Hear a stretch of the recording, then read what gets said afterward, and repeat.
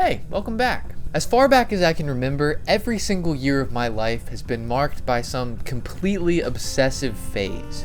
I guess the earliest one I can remember was in 3rd grade. I got obsessed with origami, and once it became clear that I was ignoring my actual schoolwork too much, they actually outlawed it in the classroom so that I could no longer do it.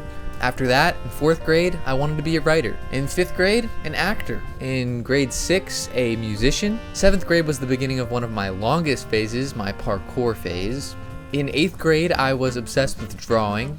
In 9th grade, I thought I was going to be an engineer. In 10th grade, I reverted back to parkour. In 11th grade, I thought I'd be a photographer.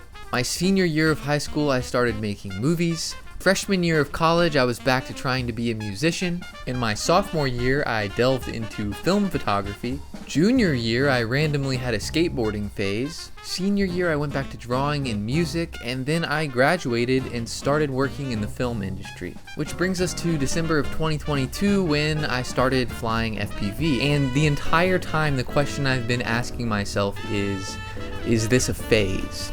And maybe at some point my love for FPV will fluctuate, but what's amazing about making YouTube videos about FPV is I get to combine every single one of those phases and use skills I've learned from all of them to put together videos that I'm actually proud of. So no, I don't think it's going anywhere. But why am I talking about phases to begin with? Well, during my skateboarding phase, I had a pretty fun idea. One day while practicing tail slides, I thought, why can't you buy tail guards that spark when they drag against the ground? Well, one large YouTube rabbit hole and a month later, I got my own 3D print made at school, and I put in this artificial flint called ferrocerium that shoots out tons of sparks when it rubs against the ground. It worked great. There's not a lot of purpose for it to exist, but it was a lot of fun.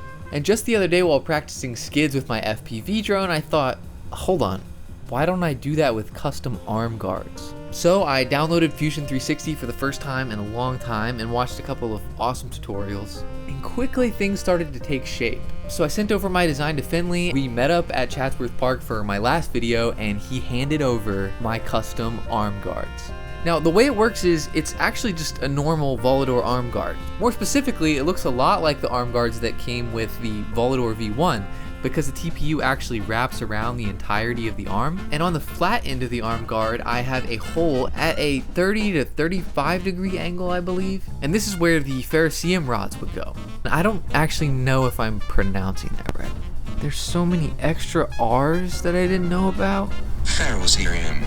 Ferrocerium. Ferro rods. Let's call them ferro rods. That's a lot easier. These holes would hold the ferro rods, hopefully with pretty tight tolerances so I don't have to use any glue, and I could swap them out in case they burn down really quickly. And this is what it looked like.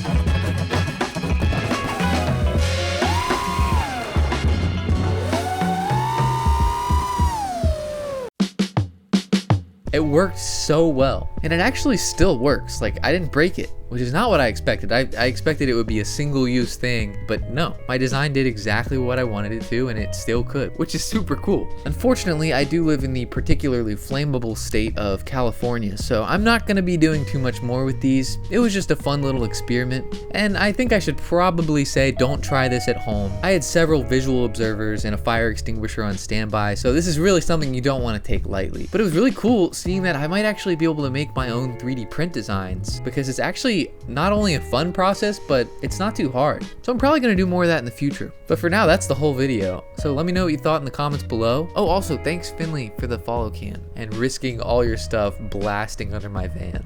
And a special shout out to all my supporters on Patreon. Here are their names now. It's because of my patrons that I can make any of these videos. And if you like this video and want to support me financially, the link to that will be down below. And if you want to support me for free, just like and subscribe, and I'll be back next week with a new video. Oh, next week is another flying adventure. I found a couple new spots that I want to check out, and I'm really enjoying making videos that aren't reviews or about gear, because I get to do what I love most, which is flying. Anyways, thanks for stopping by, and I will see you in the next one. Peace.